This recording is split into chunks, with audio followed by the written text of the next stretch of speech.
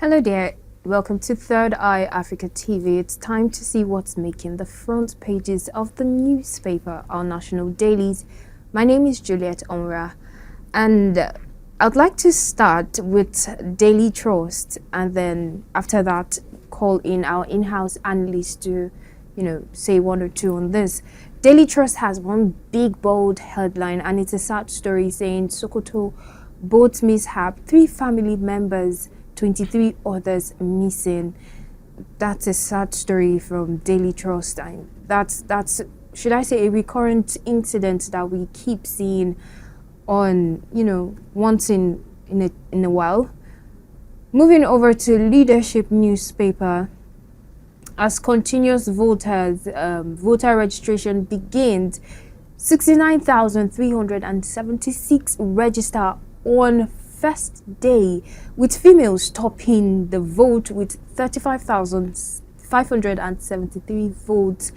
I would like our in-house analyst to do some talking on that. Tinubu slashes dialysis cost from 50,000 to 12,000 naira. Survivor says overloading cost Sokoto boat tragedy. I mean, it's good that the root cause is already being brought forward and to treat the main cause.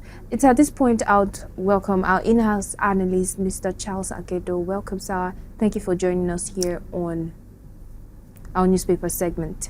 Thank you, Juliet. It's always a pleasure to be here with you. So you've heard what's on Daily Trust and what's on Leadership. I would want you to start with, the politics, which you do not like. So voters are voting. We have 69,376, and women are making the top voting. What do you think about that? Yeah, women in I see that you are gender biased Yes. this morning, but I will still disappoint you. I would Okay. rather, first of all, express my heartfelt condolence to the families that are grieving from the boat mishap. I think, like you rightly mentioned during your reading the headlines, it's becoming like one too many incidents of boat accidents. From Kwara to Niger to just name it. This year alone, if I'm taking count, I think we've had more than 3 or 4 cases of boat accidents. With a lot of people losing their lives.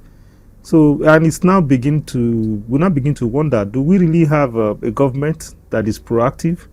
Because we can't continue to lose people with the causes are not as important to me as the prevention. So if we keep having this reoccurrence and people keep going into the boat without lifeguard, so what is the state governors, what are they doing about this waterways transportation in their states? It seems that nobody is paying attention to that, and I really want to begin with that this morning because it's a sad one, and it's one too many, and it has happened repeatedly across 3 different states that I've just remembered to mention now, and I know there are other states that witnessed that this year. In Niger, it happened this year. In Kwara, it happened more than once this year, and this is Sokoto in the news today, and people are grieving. So my heart goes out to the families. I want to, express my condolence to them. And I want to use this opportunity to call on the government, both at the center and at the state level, to take a critical look at our waterways. If we can't handle water transportation, let's just find a way to prevent it from happening, because it's just becoming too much. Every 3 months or every 2 months, there's a boat mishap and people die. Look at, they've just said 20-something missing. Yeah, people cannot be missing in the water and they are still alive. So, and at the end of the day, they'll be telling you media is overhyping, exaggeration and stuff like that. But you can't be looking for people for more than 24 hours in a water accident and you think they are still alive. So I think the government should take a look at that. Before I move to the leadership, and I must congratulate you that you are so excited that women are taking the lead. Women are taking the lead in terms of registration. 69,376 registered on the first day. And I just oppose that with what Obi said yesterday in the news, that Nigerians should stop prevent rigging by coming out to pick their PVCs. I have my own right here in my pocket. I can show it to you if you want to see it. So I don't know whether you have one. So you should go and join the numbers of women that have political participation. Registered. And still on that leadership newspaper, though you didn't read it, but I saw it because I always do my side research before coming to meet you, because I know you have a way of trying to choke me with news sometimes. I saw that one of the corner picks in that same leadership is saying that APC PDP must prove that they are not terrorists. So that story is still trending. You know, the Canada government declaring the two major political parties in Nigeria as terrorist organizations. So, and this is coming up. This is coming up this morning, asking them to prove that they are not. So that is, you know, another thing. And I think there was one other story that caught my attention on that same leadership paper, which is talking about, you know, NAPTIP, you know, rescuing, you know, intercepting women in Federal Capital Territory in this generation, in this, you know, recent, you know, days that we think that we should be above this level. It can happen. If it happens in one of those rural environment or interior states that are not close to the federal capital, you could, you know, draw a line and say, okay, maybe because authorities are not so, you know, active in that environment. I mean, for people to assemble women, you know, airbound for Saudi or Dubai or wherever they are taking them to for trafficking, and it only takes the grace of God for NAPTIP to intercept them here in Abuja, in the federal capital. It speaks volume. So how many others are passing through without being caught? So this is just one happened in Abuja here. So if one was caught, it means that several must have gone through that, you know, that route. So I think it's something we must commend NAPTIP for doing, because that is part of what we are doing here. We are here to prevent crime, you know, community safety. So trafficking is also part of one of the crimes that we stand to stop as Third Eye Africa TV. So I commend NAPTIP for that this morning. And you know, so which other story that I think I want to talk about there is UK, you know, hailing Nigeria over. I mean, we'll take all that in other papers. Yeah. But so far, I like the way you brought out the preventive and the cause. Yeah, instead of reactive. Yes. So I was thinking, shouldn't there be talking about preventive measures if the waterways are not very visible or manageable or well conducted or coordinated as a transportation, you know, system? Why don't they make bridges that are motorable in these communities? For me, I'm just thinking out loud, rather than put more investment in repairing third mainland bridges and then high coastal ways and all that. That's just my thought out loud. Yes, I think your thought is quite correct. I think fixing third mainland bridge is important, but what we are questioning is the amount involved and the frequent turnaround maintenance. The frequency at which we do this maintenance on that bridge. Is it that we can't do a maintenance that would stand the test of time? So the frequency, in 1 year or in 2 years, we keep, you know, reeling out figures of how we want to fix the third mainland bridge. So is it that they are doing substandard turnaround maintenance that, you know, warrants them going back there? The same goes with the MMM terminal, that they budgeted over a whooping over 700 billion for rehabilitation, and that was just constructed in the second tenure of late President Muhammadu Buhari, may so rest in peace. So if that was just constructed, and within the space of 2 years or thereabout, you are spending close to more than $500 million to rehabilitate it, it calls for question. But it comes to what you are trying to talk about, which is a means of transportation. Yes, that is what the government should look out for. There are no you know, reasonable means of transportation. The costs of transporting goods and services from one point to another in a state that is just separated by just a few kilometers of water. And that is why these people resorted to trying to use the, you know, the waterways. And if you look at the transportation in the waterways, I think the regulatory authority needs to look into that direction and check the quality of ferry they use in crossing this water, and the numbers of passengers in a boat.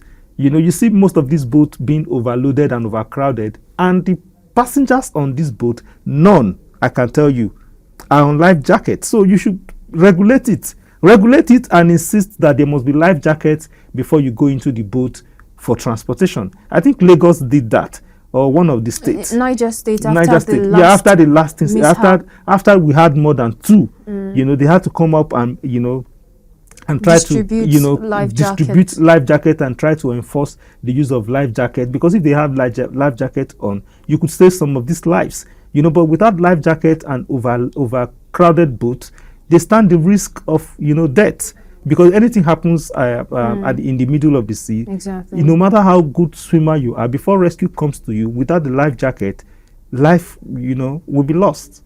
So, and that's the point I'm making this morning, that government should look at regulating this waterways movement. Look at the quality of ferry or boats being used, and look at the numbers of passengers, and also look at the preventive measure like the life jacket that we have just mentioned. Yes. Thank you very much for that. But before we move forward, there's this story that I would want you to not really say on, but I would want to comment on Tinubu slashing dialysis cost from 50,000 to 12,000. If we should have more of this, should I say, all of a sudden change, just like the fuel subsidy, just overnight, this is happening.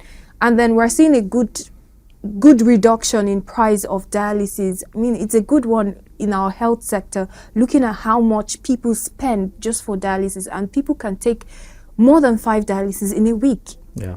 So I think for me, this is a good one. Yeah, I think it's quite commendable.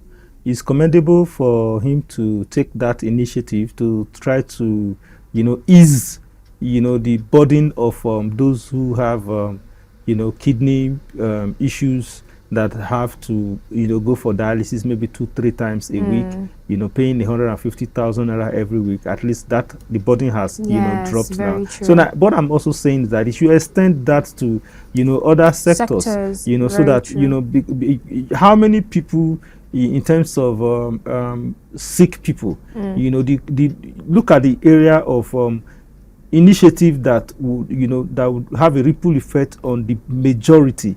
Because we don't have so much. I don't think Nigeria has up to 10% of its population undergoing dialysis.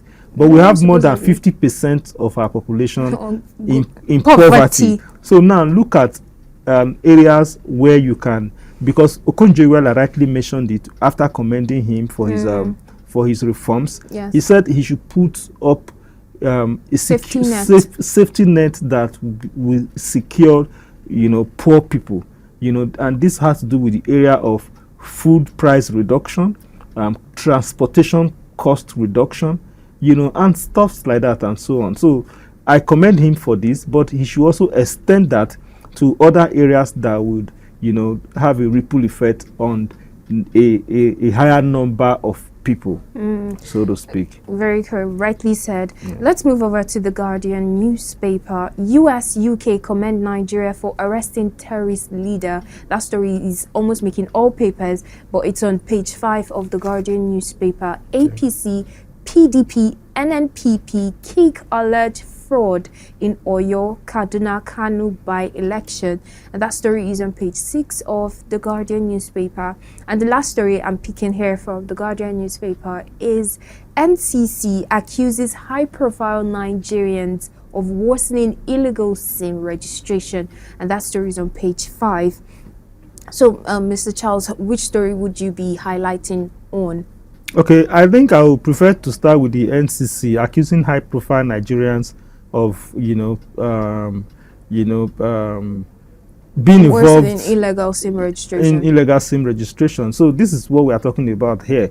If we are talking about the Canadian court accusing the 2 major political parties of being a terrorist organization, you cannot tie that to high profile, participating in illegal SIM registration. And remember, you will recall that SIM registration, is one of the strategy that is being adopted to curb kidnappings Yes. and other terrorist activities. So now, if you look at if these high profiles that are involved, they are politicians most times. They are either PDP or APC. So you can link that. Allegedly.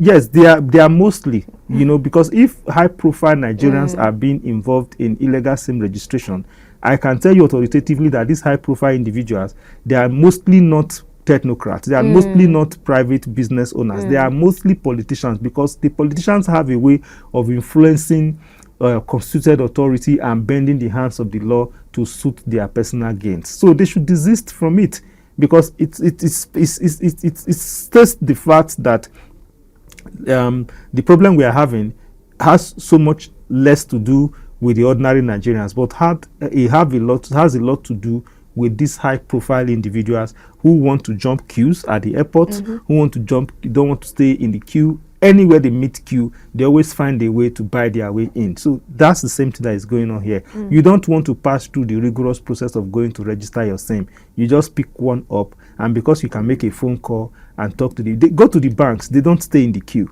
So it is hard time that, and when they go abroad, they obey the law. They queue. They but here in Nigeria, why is it so different? Why is it so difficult for us to obey, constituted authorities? Because adding to what you just said now, you're asking why is it that here in Nigeria, I think we Nigerians, we adore the wealthy, the elite and all that. We actually make them do what they do, because if we bring them to book, question them for bypassing lines and all that, and making everyone obey the rule and regulation collectively, I don't think there will be class here or class there. Absolutely. And all that.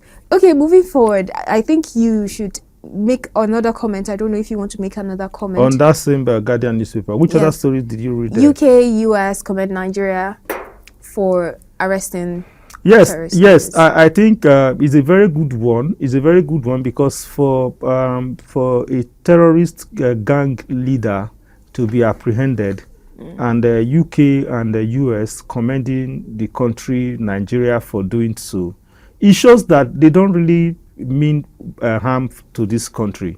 The foreign countries, those are big foreign nations, they mean well for us. So it means that it is not just Canada coming to accuse us of having a major political parties labeling them as terrorist organization. It also means that when we do well, we also receive commendation from these big nations. So I think it's a commendable one for this administration, and it's a win for the security agencies. I must give a thumbs up to the security agencies. All the security agencies, I don't want to point one, the military, the DSS, the police, the civil defense. I think all hands have always been on deck in the fight against insurgency in Nigeria. And this catch is a huge one for them, and is a plus for them, and I must commend them for doing so. All right. Thank you so much for that input. But moving over, like you said, commending this day newspaper, DSS get kudos over recent major breakthrough in fight against insecurity. Absolutely. And before I take the next story, I'd want us to talk a bit on this, because you said collectively you're appraising them, but why is it that DSS is getting the kudos? Is it that I don't understand why is the DSS getting the kudos in this whole story? But the thing I have to say is, he who does the work gets the reward. Yeah. So on this particular breakthrough and fight, I feel like the DSS did their bit. Yes, DSS led the way. They are the one that apprehended, but it's a collective fight, like I have mentioned before, because if the military is making the hideout uncomfortable for them, that will also aid the DSS picking the person up from the alternative spot. Yes. So it's a collective fight, but for this day, they have their reasons, because the announcement was made, the declaration was made by the DSS. You remember the other story we talked about the other day? It was credited to the military that Toji Bello has not been apprehended. Yes. Because the first information that came was Toji Bello have surrendered to the military. So it is also the military that came up to tell us that no, he hasn't surrendered yet. So I think it was the DSS that made this declaration, this announcement that the terrorist leader, has been apprehended. So, and that is why that commendation is pinpointing DSS and crediting them for doing so. And I must commend the DSS for doing that, but I'm also commending the other sister agencies that are also involved in this fight against terrorism and criminalities in our country, that they are all doing well, and thumbs up to them. So this credit goes to all of them, irrespective of whether it was DSS or that not made the arrest. Very correct. Let's move over to by-election results. APC sweeps 12 constituency, APGA 2, PDP 1, NNPP 1. So we're looking at this whole thing. One party is celebrating with the others being disgruntled. Do you agree with LP and PDP that this could be a mockery to our democracy or just an exercise of fraud? Well, I wouldn't agree or disagree with them. They have the court. They should go and prove their case in court. And, a lawyer came on this show with me last time and raised a very vital point. He said that the Electoral Act, one of the amendments he is thinking should be tinkered with, is the amendment, the part that states that the not the defendant nor even INEC. It is the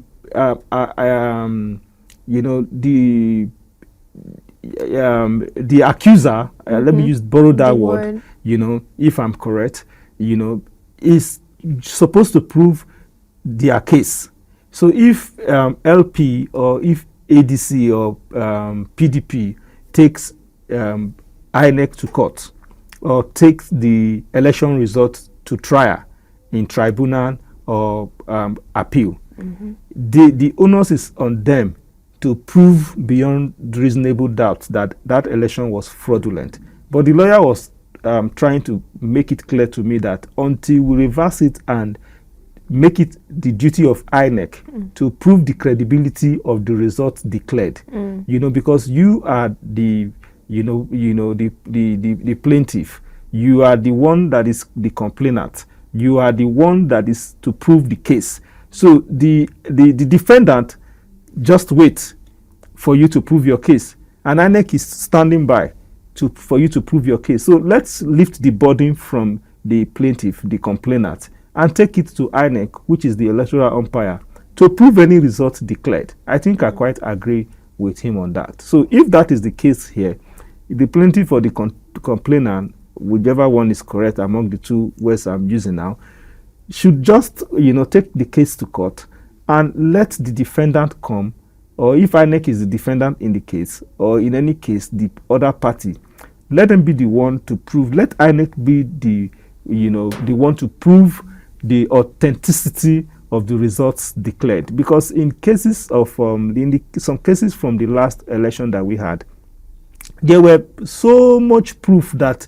mutilated results were uploaded into the IRF. If you go to the IRF from the 2023 general election, because the process is so crude, you have IRF, which is supposed to be digital, but the result uploaded to IRF, the Electoral Act or whatever they are using for the IRF to function says that you snap a handwritten result and upload into the IRF. So when you go to the IRF, what you see there are handwritten results that is snapped, like scanned or snapped and uploaded into IRF. So that also exposed them, because you see where there is a party A has 49 and party B has 149.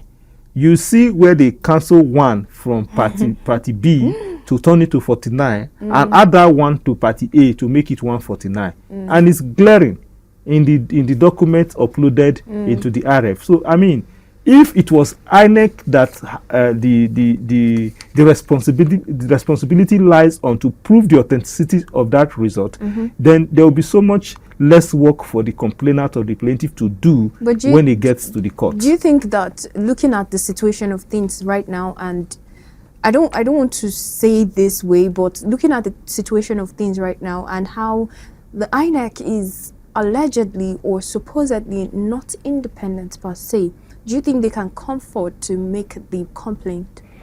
No, it's not INEC that should make the complaint. It is the faulty Electoral Act that we currently operate. And I saw one question that you were trying to ask me before we come on set, if a new constitution is possible in Nigeria. I think that is one of the fundamental problems that we have. If we have a constitution that says that the president is the one that appoints the INEC chairman, why should the president appoint the INEC chairman and you expect the INEC chairman not to dance to the tune of the president? Exactly. Well said. Well, let's move forward to the Nation newspaper, and I want us to also stay still on,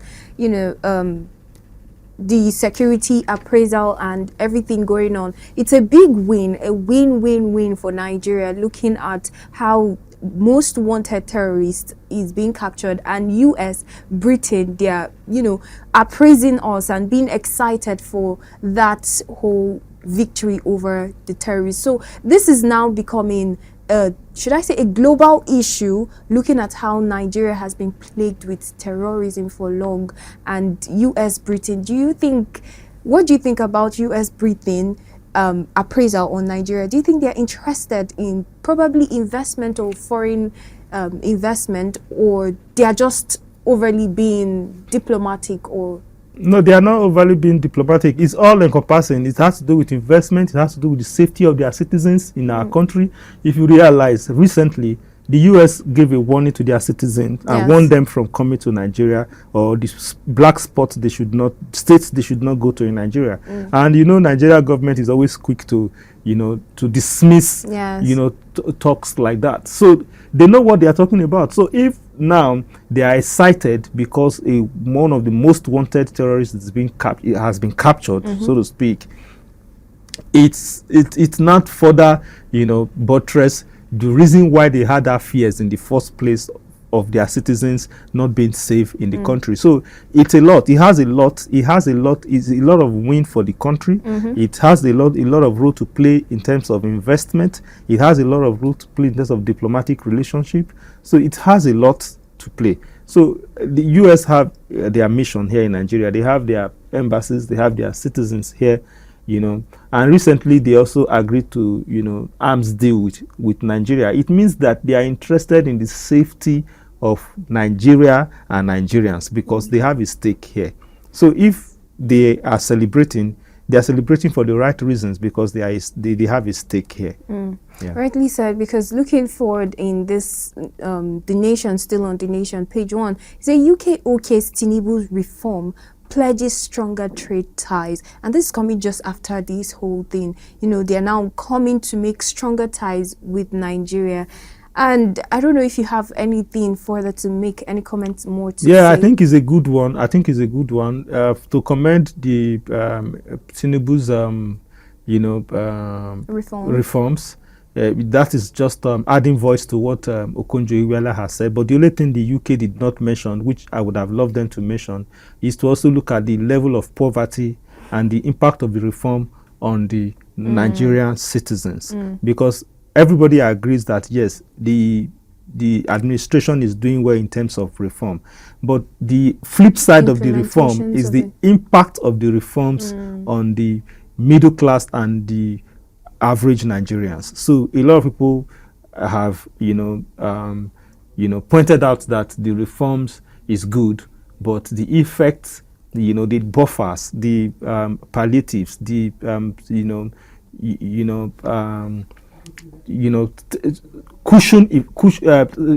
policies to cushion the effects of those reforms are not quite visible. For example, in the area of transportation, we are still so much facing a lot of challenges in terms of transportation. I always like to cite SCT as a case study when I talk about transportation. It's evident in our roads. We don't have CNG buses. We don't have mass transit. People still depend on private car owners to commute from one point to another. People are still falling victim of one chance. A lot of people might not know what we mean by one chance. One chance is when you are taken by a vehicle either to be robbed or to be kidnapped or to be trafficked for whatever reasons. So people take people, in a short shuttle, and at the end of the day, they just go missing, and we don't ever find them. Sometimes you find their bodies dumped by the roadside, dead. Some escape death and come out with a lot of injuries, and their items taken, money and all of that, robbed off their high-end money and belongings. So a lot has to be done in that area of transportation, which we have not seen, and other areas. We talked about cost of living. We talk about housing. There's no housing plan. The housing plan is not, the effect of housing plan is not being felt, because people are still paying through their nose to get a house. To get an accommodation within the FCT suburb, a one-room accommodation is over ₦1 million. So, and you're talking about average Nigeria. With a 70,000 naira minimum wage, how do you pay over ₦1 million per annum for a rent for one room? So what you're saying now is that the reform benefits the high class or high class citizens, or I wouldn't say that, but I think the reform is good for economic stability. Okay. But the effect of the reform, or the immediate effect, the reform has a long-term gain. Yes. With the suffering for now. So the suffering that we are going through now, what are the measures being put in place by the government that is implementing this reform to ensure that people don't die before they get to the promised land? That is the point. Well said. I mean, we can go on and on, but it's at this junction I would like to thank you so much for your opinions, your perspective, and always coming on board to help analyze the newspapers. Always a pleasure, Juliet. Thank you so much. With that smile, I think it's time to call it a day here on the newspaper segment. Thank you for joining us, and keep watching Third Eye Africa TV for your political analysis and investigative stories.